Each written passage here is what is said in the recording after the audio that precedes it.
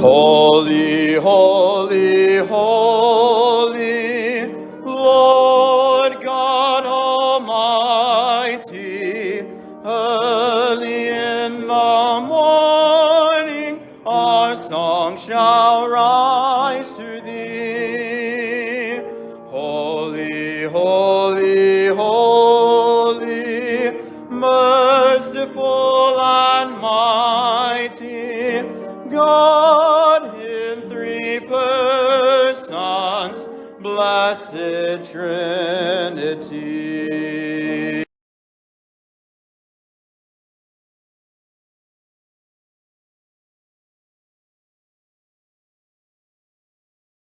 The lesson this morning is the gospel of grace and Israel's restoration. Key verses, Romans 11 and verse 33. Oh, the depth of the riches, both of the wisdom and knowledge of God, how unsearchable are his judgments and his ways past finding out. I'd like to read the printed portion this morning. I say then, hath God cast away his people? God forbid. For I also am an Israelite, of the seed of Abraham, of the tribe of Benjamin. God hath not cast away his people which he foreknew. Wot ye not what the scripture saith of Elias? How he made intercession to God against Israel, saying, Lord, they have killed thy prophets, and dig down thine altars, and I am left alone, and they seek my life. But what saith the answer of God unto him? I have reserved to myself 7,000 men, who have not bowed the knee to the image of Baal. Even so then, at this present time, also there is a remnant according to the election of grace. And if by grace, then it is no more of works. Otherwise, grace is no more grace. But if it be of works, then is it no more grace? Otherwise, work is no more work. What then? Israel hath obtained that which he seeketh for, but the election hath obtained it, and the rest were blinded. According as it is written, God hath given them the spirit of slumber, eyes that they should not see, and ears that they should not hear, unto this day. And David saith, Let their table be made a snare and a trap, and a stumbling block, and a recompense unto them. Let their eyes be darkened, that they may not see, and bow down their back alway. I say then, have they stumbled that they should fall? God forbid, but rather through their fall salvation is come unto the Gentiles, for to provoke them to jealousy. Now if the fall of them be the riches of the world, and the diminishing of them the riches of the Gentiles, how much more their fullness?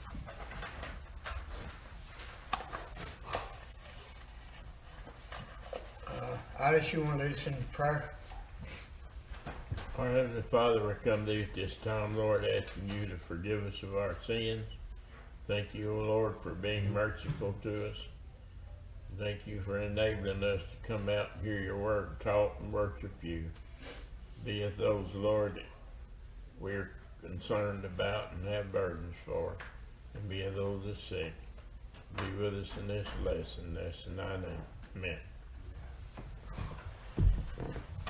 Okay, the lesson is gospel of grace and Israel's restoration. Now, what is restoration? What is restoration? What does that mean? Restore. To restore. Restore what? How many of you ever tried to restore furniture? I know Lane has, and it's not easy to do, is it? But to restore something is to make it like it was before. Think about that. How many of you remember that old pickup that Jerry Brown had that he had restored? We see these old vehicles and things that people have restored, but here he's talking about the restoration of a nation, of the Israelites. Now, what had happened? In previous lesson, I don't know if it was 1 or 2, maybe 2 weeks ago, I'm not sure exactly which one, but he talked about the Israel being cut off. Cut off from what? In the Old Testament, God worked through the nation of Israel. In the New Testament, when Christ was here, he went to the nation of Israel first. Now, Paul is saying here that what? What does he work through today? He works through the church today. The Israelites being cut off, basically, for God to work through today. Why? Why were they cut off? Well, because they rejected Christ. And Paul taught in previous lessons that, about the issue of faith in the believer. We receive Christ by faith. He said that an Israelite that wasn't in faith wasn't a true Israelite. So, how then, he asked the question in lesson today. It says in verse 1, I say then, hath God cast away his people?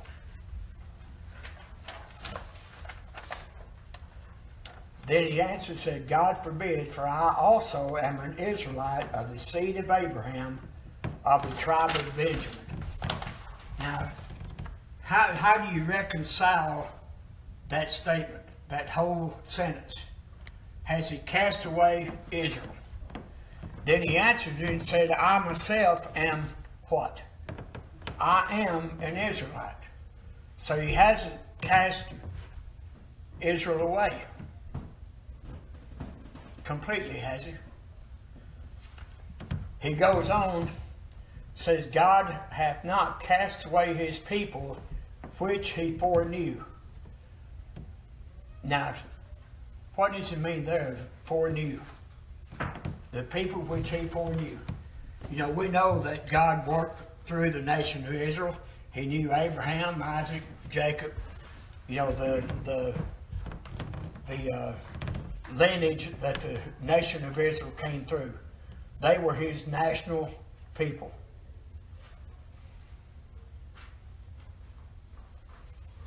It says, what ye not, what the scripture saith of Elias, how he maketh intercession to God against Israel, saying, now, what happened? Was it Jezebel that was out to slay him? I believe that's right. Anyway, he was depressed. He thought everybody was seeking him to kill him. Nobody was for God. Just him alone. He prayed to God, saying, Lord, they have killed thy prophets and digged down thine altars, and I am left alone, and they seek my life. Now that's a sad state of affairs that was taking place in the nation of Israel at that time. It's a lot like it is today, isn't it? There's no respect for God in our nation. Not much, is there?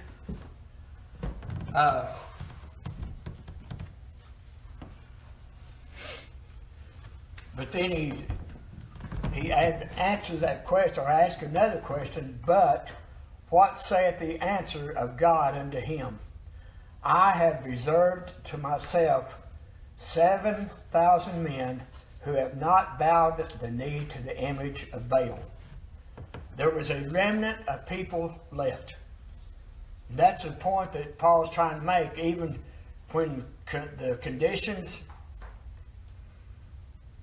seem as though you're all alone. you're in despair because of the condition of the world around you, just as he was here, that you're not alone. There is still a remnant that belongs to God. Then it goes on in verse 5, says, even so then, at this present time also, there is a remnant according to the election of grace. Now, to the election of grace. Now, what is grace? You know, grace is God's unmerited favor. What God has given us that we don't deserve.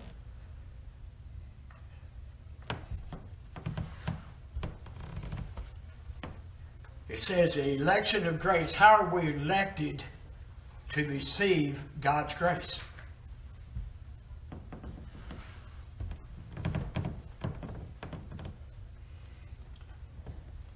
By what?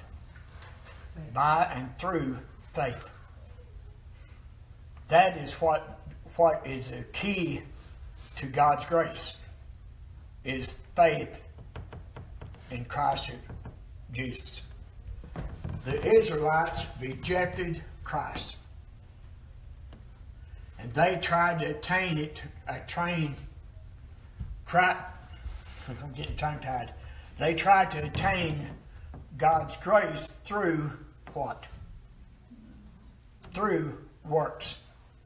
And he goes on in these other verses to explain that.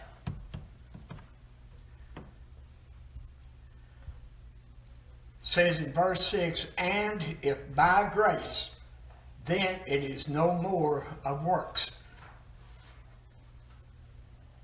Otherwise, grace is no more grace. Now, what does he mean by that? What's the difference in works and grace?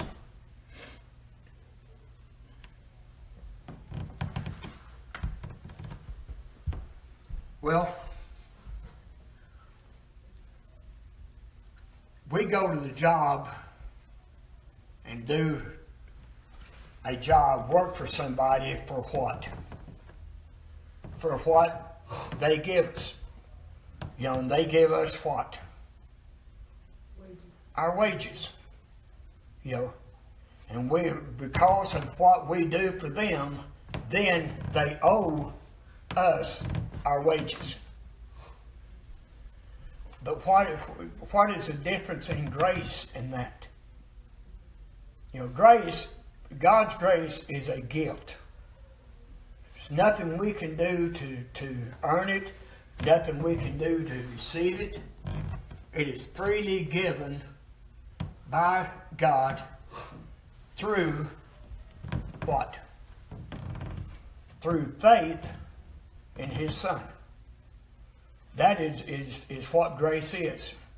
Something we don't deserve, something we can't earn. So if it's by works, it can't be grace. And if it's by grace, it can't be by works.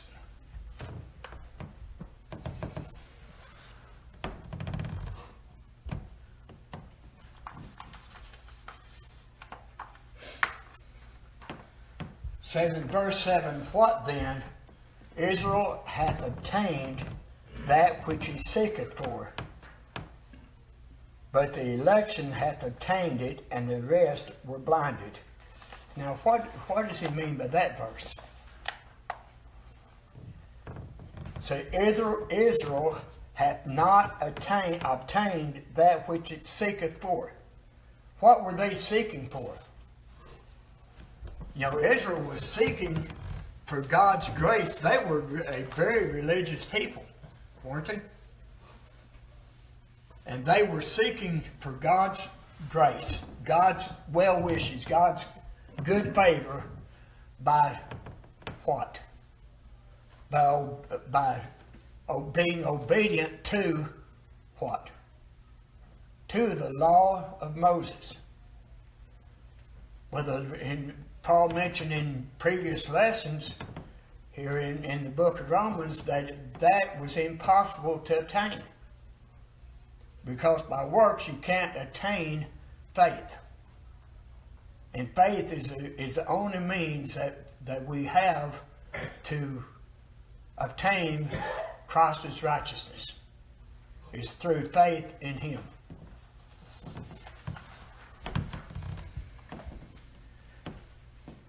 It says, Israel hath not obtained that which he seeketh for.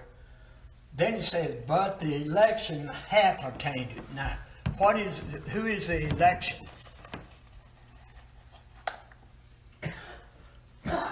Who is the election?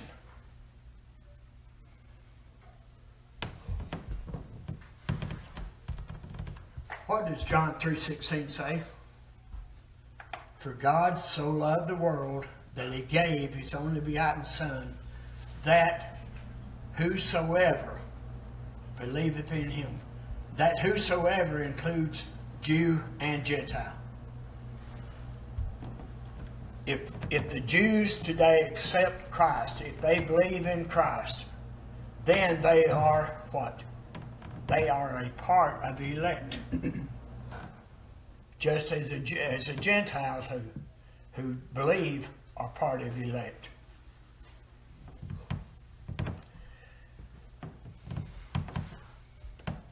The Jews have not obtained that which they seek for, but the election hath obtained it, and the rest were blinded. Now, who was the rest? The rest of the nation of Israel, those who failed to accept Christ, whether it's Jew or Gentile, they are blinded. Blinded by what? Blinded by their preconception of what the Bible teaches, blinded by the law, trying to obey the law in order to obtain righteousness with God.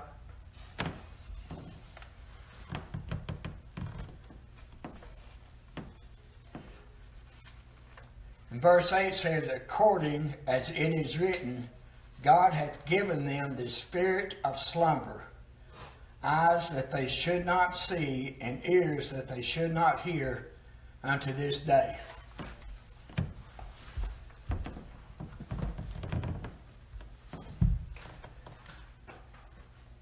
They failed to see and to hear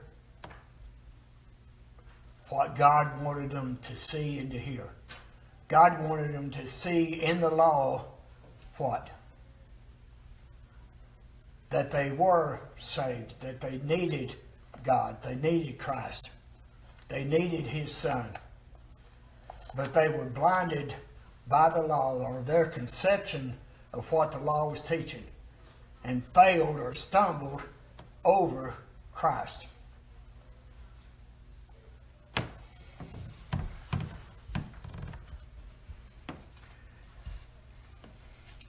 Says that they should not see, and ears that they should not hear unto this day. That they couldn't hear what? They couldn't hear and understand the scriptures, in the Old Testament, in the scriptures that they had, the part of the Bible that they had, that they failed to recognize and failed to hear and to believe in Christ and the coming Messiah. What the Israelites was looking for was for Christ to come, and because they were of the seed of Abraham, that he would come and he would set up his kingdom, and everything would be rosy, and they would enter into his kingdom with him. This is what they thought. This is what they desired. They desired a relationship with God, but they failed to understand how to attain that relationship.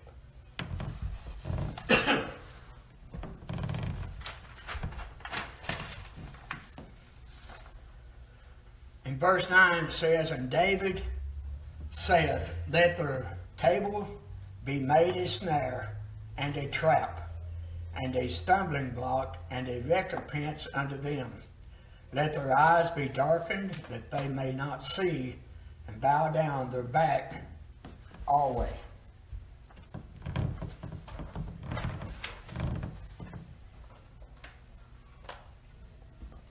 Does that describe a lot of people in the world today?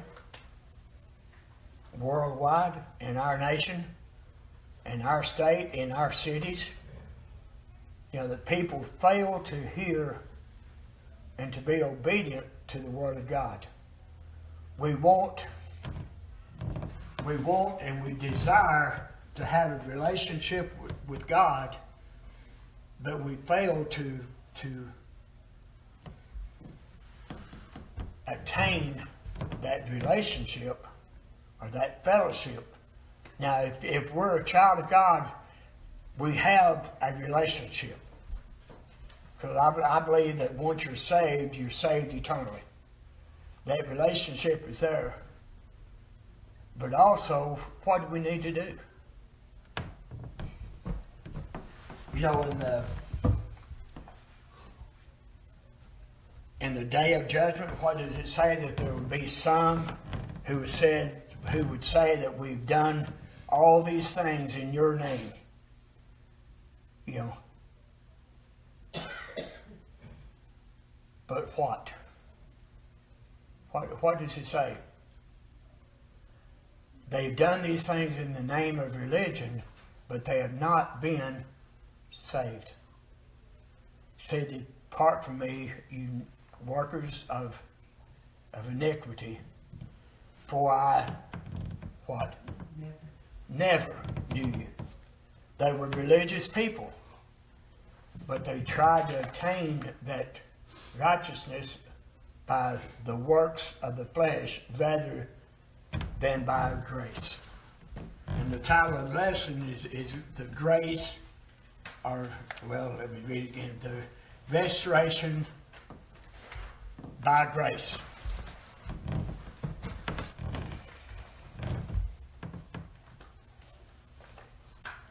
In verse 11 says, I say then, have they stumbled that they should fall? God forbid, but rather through their fall salvation is come unto the Gentiles, for to provoke them to jealousy.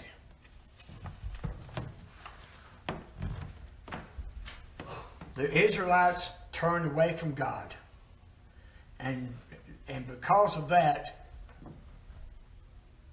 God works today through what we said earlier, through the church. So you turn from working through the nation to the church, which Christ built, Christ started. And the church is made up primarily of what? Primarily it's made up of Gentiles. And because of the failure of the Israelites, then salvation has come more to the Jews, right? Now were there Gentiles saved in the Old Testament? Yes. And are there Jews being saved today? Yes. But we're not saved by the works. We're saved by grace through faith in the Lord Jesus Christ. It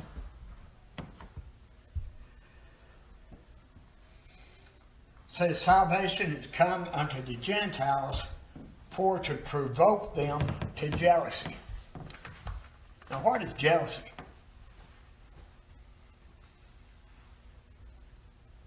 What is jealousy? You know, God tells us that He is a jealous God. What does that mean? He's jealous when His people serve what? Other gods. When they fail to serve Him, He is a jealous God. So what does it mean here that salvation has come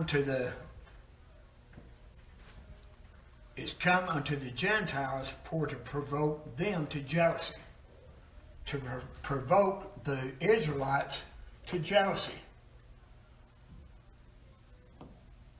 Because, and we as a church, and we do believe that God works through the local New Testament church today. We as a church are to witness to all men. Right? Isn't that what the Bible tells us? To go into all the world, Jew and Gentile. To witness to the fact of what God has done for us. And the way we witness is how? You know, how do we witness to others? You know, it's not only by what we say, is it? Because remember what we said earlier about some said we have done all these works in your name. We have done all these good deeds in your name. It's not only by what we say, but by what we do. Works are not important for salvation. That's strictly by grace. But works are important as a witness to others.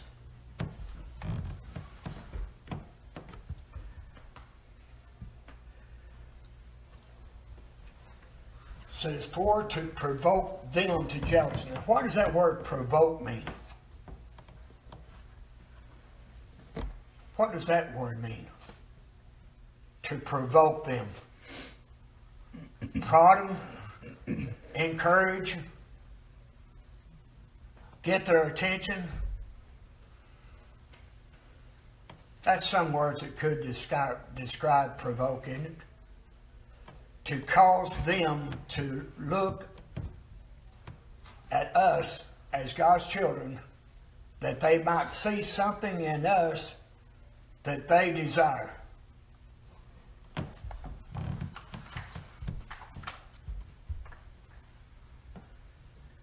Verse 12 says, Now if the fall of them be the riches of the world, and the diminishing of them the riches of the Gentiles, how much more then the fullness? Now the fall of them, and that them being who? The Israelites. Being the riches of the world, and the diminishing of them the riches of the Gentiles, how much more than the fullness? What's he mean there? You know, the lesson is on the restoration of the nation of Israel. If the Jews be cut off, if the Jews have not turned to Christ because of this, because they rejected Christ, then he turned to the Gentiles. What does it mean by how much more their fullness? You know, if the Bible teaches about the branches that are cut off and the Gentiles being grafted in, right? How we as Gentiles become, we'll say Jews for the sake of familiarity of it, to if we are grafted into the same tree that Jesus is in, through him, right?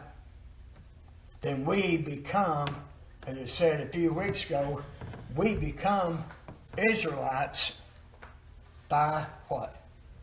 Again, it's by faith. So he said, how much more, let me read this, how much more their fullness. You know, if the riches of the world are in Christ Jesus, and this is what he's saying. The Jews rejected it. The Gentiles are grafted in through faith. Then how much more the fullness? How much more when the Israelites turn back to God? And we know from the scriptures that that will happen. There's coming a time on this earth when the Jews are going to recognize Christ for who he is. And they are going to turn back to him. They are going to accept him. Well, how much more is the fullness when Jew and Gentile both accept Christ?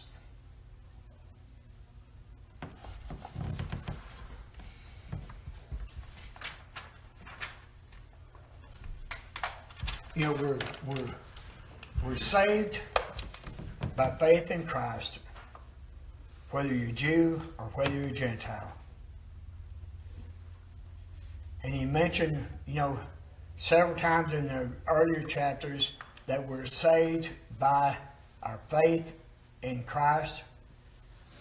And at the time of salvation, we accept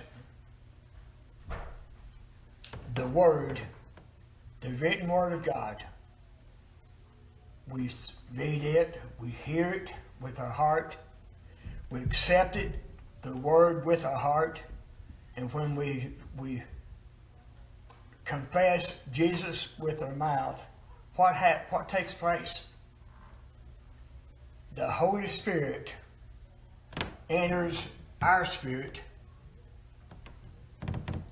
and convicts, guides us from within to the out. You know, when we're first saved, we don't really know how to serve God, do we? Because that's something we've never done.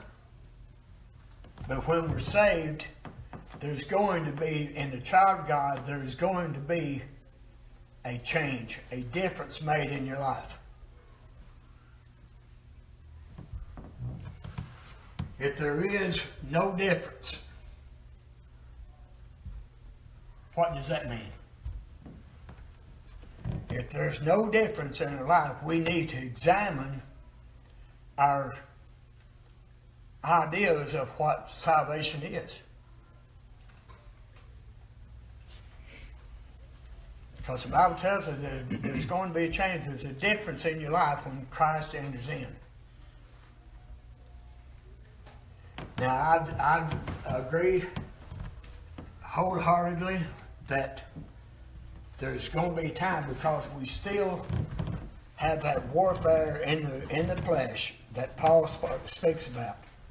You know, we still have the outward, which is the flesh, and we have the inward man, which is what?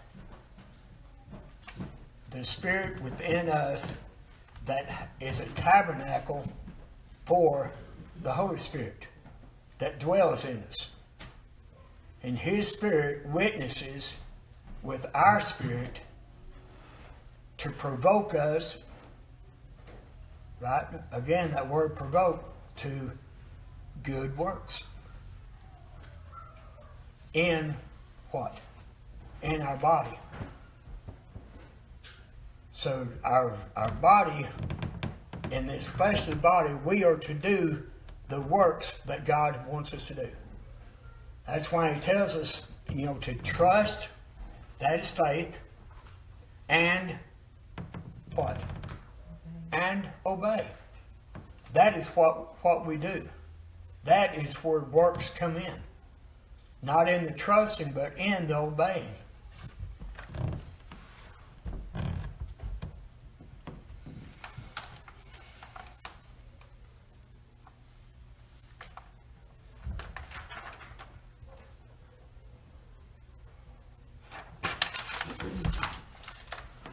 in this setting the application in the quarterly, says every child of God has a place in his family and a role to play. Whether you're Jew or Gentile, no matter what language you speak or what ethnicity, I can't pronounce that word, whatever race you are, I'll put it that way, God has called you to obey Him in these perilous times. You might feel all alone from time to time, but remember, God has children all over the globe who love and serve Him just as you do. No matter how much unbelief persists in our world, God's plan for the future will be fulfilled. You know, the promises that God made. You know, there's a lot of promises that God made concerning the nation of Israel. All those promises will be fulfilled. So is God forsaken? Has God completely cast off the nation of Israel? The answer is no, because all these promises have not been fulfilled. You know, the nation of Israel has never occupied all the promised land that God promised them. They have never occupied all of it. That is a promise that is yet to be fulfilled, but it will take place. You know, God doesn't make any mistakes. God doesn't tell lies. You know, we make mistakes. We tell lies. You know, we probably almost on a daily basis, probably all of us lie to somebody every day. Whether it's a lie of commission or whether it's a lie of omission. God doesn't lie. And His promises will always be carried out.